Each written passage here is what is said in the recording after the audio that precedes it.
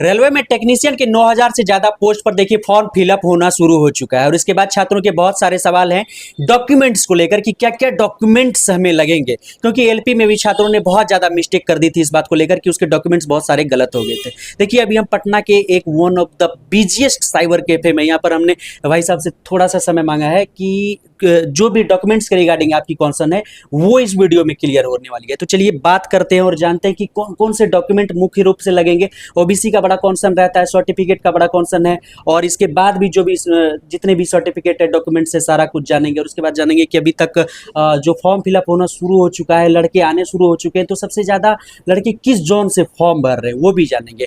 सबसे पहले आप ये बताइए कि क्या प्रॉपर रूप से टेक्नीशियन के लिए जो फॉर्म फिलअप होना है उसका वेबसाइट काम कर रहा है? जी, बहुत अच्छा काम कर रहा है। आपने फॉर्म भरा है कुछ? हाँ, भरे हैं बहुत सारे या कम? हाँ, अभी तो 2 दिन हुआ है। हाँ। देखिए अभी इस वीडियो में मेनली हम बस यही जानना चाह रहे हैं कि कौन कौन से मुख्य रूप से डॉक्यूमेंट्स लगते हैं, शुरू से लेकर रजिस्ट्रेशन से लेकर पूरा फॉर्म फिलअप होने तक, सबमिट होने तक, रिसिप्ट देने तक का प्रोसेस बता दीजिए कि कितने डॉक्यूमेंट्स लगे। देखिए, सबसे पहले है कि जो एलपी में फॉर्म भरा है उसको रजिस्ट्रेशन की ज़रूरत नहीं है। अच्छा, उसी से हो जाएगा। उसी से हो जाएगा। और जो फ्रेश के जो एलपी नहीं भरा है सबसे पहले उसको ईमेल आईडी लगेगा। ओके। ईमेल आईडी वो कि जो परमानेंट वो रखे, हम्म। ऐसा नहीं कि आज किए कल यूज किए खत्म कर अच्छा, दिए। इस बात का भी ख्याल। हाँ, बाद में उसको दिक्कत होगा। दूसरा फिर आधार नंबर मैंडेटरी है और तीसरा आप रेलवे की तैयारी कर रहे हैं तो आपके लिए मैथ, रीजनिंग और जीके करना बहुत जरूरी है। और खासकर अगर आपको रेलवे के सारे एग्जाम के चैप्टर वाइज टाइप वाइज में अगर मैथ मिल जाए और सेम इसी तरीके से रीजनिंग में भी चैप्टर वाइज टाइप वाइज आपको मिल जाए और 27 प्लस फैक्ट्स के रूप में, सार संग्रह के रूप में आपको ये किताब मिल जाए तो आपका जो भी एग्जाम है, चाहे एलपी का भी आने वाला है, आरपीएफ ऐसा आने वाला, कांस्टेबल आने वाला है, जी आने वाला, ग्रुप डी एंट्री, सभी के सभी क्वेश्चन इसमें करके कवर किए गए हैं और टीसीएसपी वाई सारे के सारे इसमें दिए गए हैं। तो आप इसको जरूर देखिए, ये आपके बहुत कारगर रहेगा। सर आपको मोबाइल नंबर भी वैसा जो आप उसका यूज कर रहे हैं, ऐसा नहीं कि आज दिए कल बंद कर लिए, फिर आपको एडमिट कार्ड निकालने में बहुत दिक्कत होगी। और तीसरा जो है आपको ओबीसी जो बनवाते हैं, सबसे बड़ा गलती जो करता है विद्यार्थी, यहाँ पे नोटिफिकेशन में लिखा हुआ है कि सेंट्रल ओबीसी, लेकिन लड़का सेंट्रल बनवाता है, आरओ लेवल से बनवा लेता है। लेकिन जो होना चाहिए सेंट्रल, एसडीओ लेवल कम से कम बनना चाहिए। एसडीओ लेवल बनना चाहिए। एसडीओ लेवल कम से कम बनना चाहिए, लेकिन आरओ लेवल भी चलता है, बाद में उनको वेरिफिकेशन में दिक्कत होगा। ये है कि फिर से सेंट्रल का वो बनवाएगा ही बनवाएगा। अच्छा, एक बात बताइए, एएलपी में बहुत सारे आरओ लेवल के दिए हो, हाँ, बहुत सारा आरओ लेवल है। तो वहाँ पर डीवी में पेज फंस सकता है डीवी में है, फिर से कहेगा सेंट्रल लेवल बनवा के आइए, या उसको फिर इस टाइम का मांग सकता है। हाँ, इस टाइम को नहीं मांगेगा, लेकिन सेंट्रल लेवल बनवाएगा बाद में। अच्छा, बात और जो अभी डाला है, जो सेंट्रल लेवल एसडीओ लेवल से डाल रहा है, उसको बाद में हो सकता है ना मांगे। अच्छा, उसको बनाने का क्या प्रोसेस है? उसका है कि आप जाति आवासीय आय तीनों अप्लाई कीजिए, 1 सप्ताह में वो बन के आ जाएगा। उसके बाद सेंट्रल ओबीसी आप अप्लाई कर दीजिए। Central OBC direct SDM level नहीं, पहले आप आरओ लेवल पहले पहले उसे आरओ लेवल 1 सप्ताह में बन के आएगा, उसके बाद फिर 2 दिन 3 दिन में बन के आ जाता है एसडीओ लेवल। अच्छा, उतना टाइम है अभी कि एसडीओ लेवल तक बन जाए जाति आवासीय निवास ये सब सारा कुछ करने के बाद? हाँ, अभी बहुत टाइम है। 1 सप्ताह में आपको जाति आवासीय आय बन के आ जाएगा, 1 सप्ताह में लगभग आ जाएगा बन के आपको आरओ लेवल का ओबीसी, और 2 से 3 दिन में आ जाता है सेंट्रल लेवल का। मुश्किल से 14 दिन 15 दिन में सब बन जाएगा। अभी तो 1 महीना का समय है। अच्छा, स्टेट लेवल वाला अगर बहुत सारे छात्र बना रहे थे, एलपी में भी आपके पास ऐसा केस आया हो? हाँ, बहुत सारा केस है। वो कहीं ना कहीं रिजेक्ट हो सकता नहीं, रिजेक्ट नहीं होगा, लेकिन हाँ उस टाइम मांगा जाएगा, वो 100% मांगा, कहीं नोटिफिकेशन में साफ साफ लिखा हुआ था। और उसके बाद चौथा जो है पाँचवा, आप आगे बढ़िए। अदर कास्ट के लिए बताइए। अदर कास्ट के लिए आपको वही कास्ट लगेगा, कास्ट सर्टिफिकेट। ईडब्ल्यूएस के लिए और ईडब्ल्यूएस के लिए ईडब्ल्यूएस लगेगा। और जिसमें आप जो इसमें आता है ओबीसी, जो बिहार में आ जाता है BC 1 BC 2, इसके लिए ओबीसी सर्टिफिकेट सेंट्रल से एसडीओ लेवल कम से कम होना चाहिए। अच्छा, ये तो 4 चीजें हो गई। और पाँचवा आपको अकाउंट, ये रजिस्ट्रेशन तक की प्रोसेस है। हाँ, ये रजिस्ट्रेशन में इतना लगेगा। उसके बाद आपको जब आगे बढ़िएगा तो आपको पाँचवा लग जाएगा बैंक अकाउंट।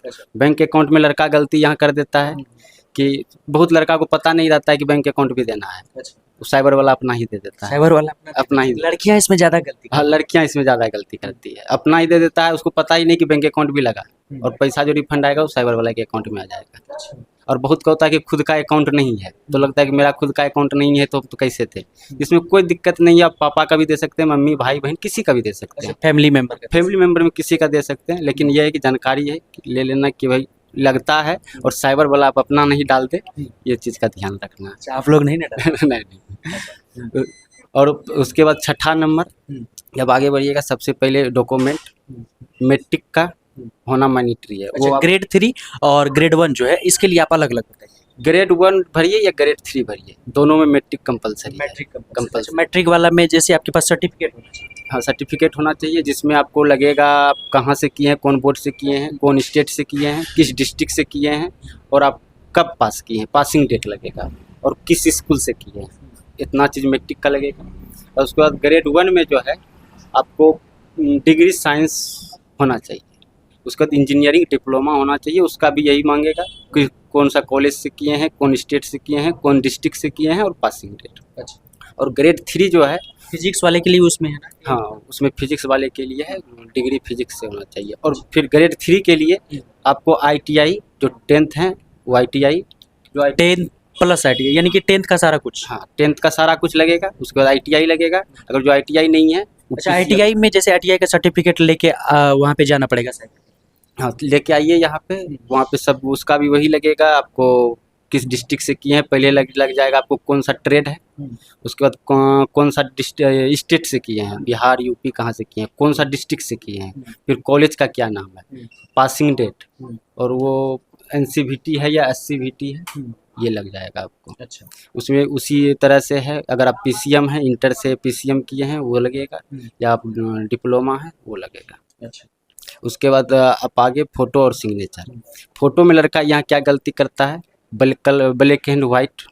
देखिए मैं ज़्यादातर form black and white he background मांगता है, कोई कोई फॉर्म होता है जो कलर मांगता अच्छा, है। इस बात का ख्याल रखना। हाँ, ये बहुत ज़रूरी है कि वाइट बैकग्राउंड दीजिए। मेन होता है कि भाई फॉर्म छाँटेगा नहीं। करंट भी होनी चाहिए। हो सकता है जैसे करेंट भी होना चाहिए, हो सकता है बाद में आपको सरकार को लगे कि किसी तरह से निकालना है तो आपको निकालने का क्लू दे दीजिएगा उसको कि हम तो बोले थे black and white, background white होना चाहिए, आपने कलर डाल दिया। अच्छा, लेकिन ऐसा है निकालता नहीं है। तब तो ये ध्यान देने वाली हाँ, अगर आपको क्लू मिल जाएगा कि नहीं किसी को हमको अगर 10 लाख विद्यार्थी को छांट के निकालना है, कैसे छांटे, तो भाई आपको फोटो को लेके छांट देगा। तो भाई जो नोटिफिकेशन में उस हिसाब से काम करेंगे। अच्छा, उस पर डेट भी। डेट का ऐसा कुछ इशू नहीं है, करेंट होना चाहिए और वाइट बैकग्राउंड होना चाहिए। और उस यहाँ तक इतना डॉक्यूमेंट लगेगा। बाकी आगे जाइएगा तो क्या पूछेगा ट्रेड पहले कौन रखना है, बाद में कौन रखना है, बस लास्ट यहाँ तक। इसके बाद RRB का जोन सेलेक्ट करना। जोन सेलेक्ट करना पड़ेगा। जोन में है अच्छा, एक बात बताइए, जोन में अभी तक तो ज़्यादा नहीं 2 दिन हुआ है, लेकिन अभी लड़के जो आ रहे हैं उसका इंटरेस्ट कहाँ जा रहा है, मतलब किस जोन की तरफ ज़्यादा लड़के जा रहे ये सब लड़का पहले यही सोचता है कि जहाँ ज़्यादा सीट है हैं। तो वहाँ पे ज़्यादा फॉर्म गिर रहा होगा, हम कम जोन में गिराएंगे। लेकिन यहाँ आते आते बहुत, इसमें ALP में भी हुआ था कि पटना सोच के आया बहुत लड़का कि हम पटना डालेंगे, फिर यहाँ के उसका माइंड चेंज हो गया, चला गया बिलासपुर या सिकंदराबाद। मतलब यहाँ पे आता है कि मतलब नहीं, रिस्क नहीं लेना। रिक्स नहीं लेना है, बिलासपुर चला गया या सिकंदराबाद। सबसे ज़्यादा सीट बिलासपुर में था, उसका सिकंदराबाद में था। और इसमें भी वही हो रहा है, इसमें वही हो रहा वही हो रहा है कि है। भाई किस जोन की तरफ जा रहा है टेक्नीशियन? टेक्नीशियन में ज़्यादा वही बिलासपुर, सिकंदराबाद, चेन्नई, जिधर सीट है उधर ज़्यादा जा रहा है। और कुछ उसमें तो हम ALP में पटना डाल ही नहीं पाए किसी का। कोई आता ALP में पटना डाले नहीं डाले, 1-2 आया भी मन बना के, बाद में चेंज कर दिया कि हम जाएंगे भैया बिलासपुर। इसमें आज जो है पटना डाले हैं, आज पटना डाले टेक्नीशियन में। कहीं ना कहीं सार यही है कि लड़का मन कुछ बना ले, कैफे तक आते आते उसका मन चेंज हो जाता है, जिधर ज्यादा सीट रहता है उधर चला जाता है। इसके बाद भी और क्या कोई ध्यान देने योग्य बातें? ध्यान देने योग्य देखिए यही है कि साइबर कैफे अगर फॉर्म आपका भर रहा है तो बगल में आप, सबसे बड़ा ध्यान है कि आप उस फॉर्म को बिल्कुल देखिए। अपना एक बार कांटेक्ट नंबर बता दीजिए। ये मेरा कांटेक्ट है 82 92 64 0327। चलिए, बहुत धन्यवाद।